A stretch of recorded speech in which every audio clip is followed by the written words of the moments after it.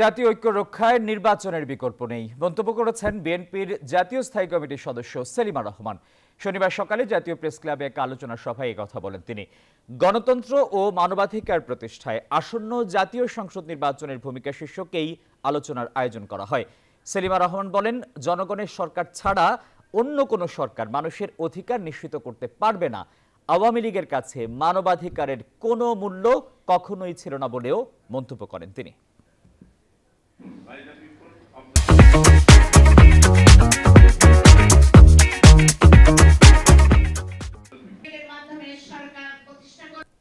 এখন আওয়ামী লীগের দোষরা নানাভাবে চেষ্টা করছে আমাদের ঐক্যে ফাটল ধরাতে, নানাভাবে চেষ্টা করছে আমাদের বিভিন্ন সমস্যা তৈরি করে, বিভিন্ন জায়গায় উত্তেজনা সৃষ্টি করে দেশকে অস্থিতিশীল সৃষ্টি করতে, কিন্তু সেটা তো আমরা হতে দিচ্ছি না।